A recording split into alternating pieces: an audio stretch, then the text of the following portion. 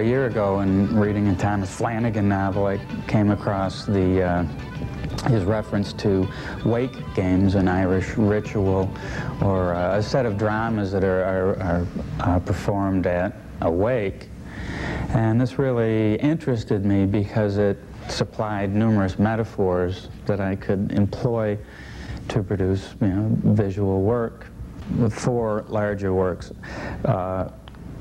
are titled after specific wake games, such as Bout, The Cow and the Bull, Holding the Light, and Franza. Hold the Light is, but to me was very interesting because just the title itself opened up a lot as far as working visually, of holding the light, of doing away with sight. And this is the definite reference in the game is in this drama it's played out where the participant is blindfolded and flogged, although not really.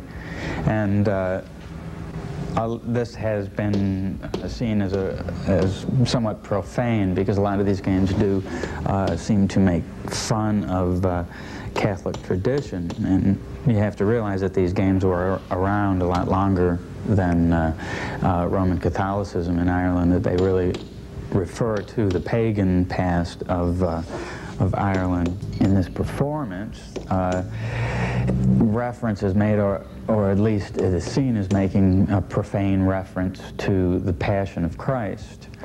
But to me, the interesting thing was the sense of being blindfolded and using that as a metaphor of loss of sight to produce a painting. And in the process that I use of screen printing, the fact that I use predominantly process colors, meaning yellow, blue, magenta, by overlapping the three, you can get the complete spectrum of color, and by overlapping and overprinting without an offset and registration, you end up, in essence, using all the colors, but they end up sort of sucking in light. It becomes a sort of dead, sort of brownish color. And the large painting here, which is entitled Bout, and one of the more abstract pieces in the show, I've tried to use the metaphor, the idea of a bout, of a struggle, of a fight, by using this two-paneled piece.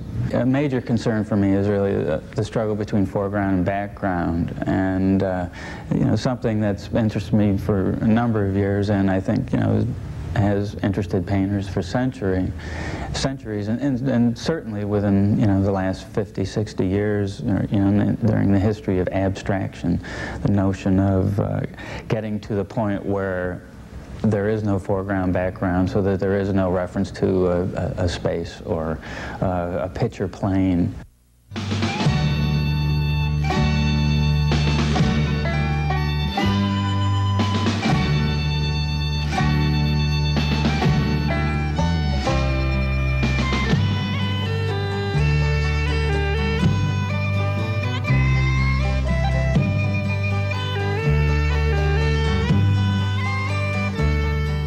Once I decided to use the idea of the wake games, it seemed necessary for me to control the environment and to try and make it less of a gallery and more of a domestic space, since all these wake games would be performed in someone's living room in front of the person lying in state. So it seemed to me that an interesting way of sort of fusing a number of my interests, such as repetition, pattern, and this desire to increase the domesticity of the space. My work had always been very non-objective and very abstract, but with this show, it's different for me in that I'm really trying to provide somewhat of a narrative, not really a hard, fixed, linear narrative, but to make enough references that are recognizable that would pique the interest of the viewer to perhaps delve into this bit of Irish history more. Okay, well, what I'm going to do here is screen print on these two plaques, two oval canvases with a lily stencil, like a cooking show.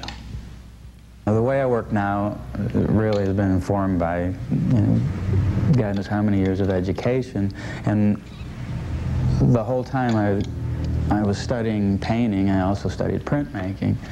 So at a certain point they sort of fused, and so the way I work now is really trying to combine the two and to get a look or feel to the work that speaks of almost being untouched by human hands, of being a struggle between the handmade and the machine-made, to have a polished surface, but then again slight evidence of the painter's hand in the process. So I mean, to me, it's referential to contemporary society, or the way we've been plodding along since the Industrial Revolution, really.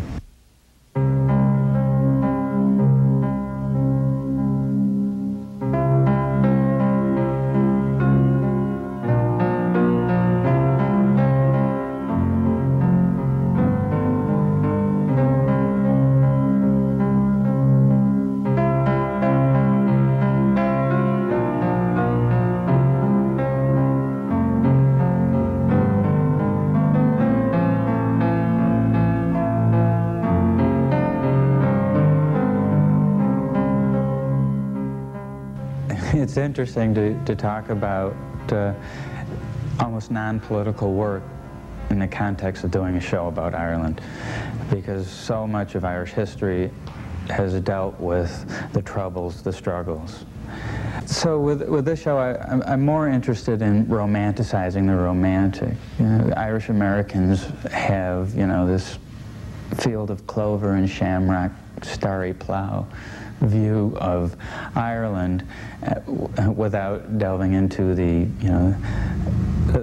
poverty and the more realistic plights of their relatives. So I think by leaving it open a bit, that anyone can come in and see that there's lilies, then the different references that makes opens it up so that someone can say, well, yeah, sure, it's Easter, or it's Roman Catholicism, or it's the Easter Rising of 1916, so that there's a number of levels that are accessible to nearly anybody, and then depending upon the amount of art historical knowledge the viewer might have, then it gets a little deeper, or the amount of Irish historical knowledge that the viewer has, then perhaps the concerns will be more and the interest will be more. But I'm really trying to make an effort not to shut anyone out. If you come in and see the work and it's pretty and decorative, that's fine too. Son, where are you now? Don't you know that we need you now? We're outside town, the old hotel. Where are Billy's on the street now? We're outside town, the old hotel.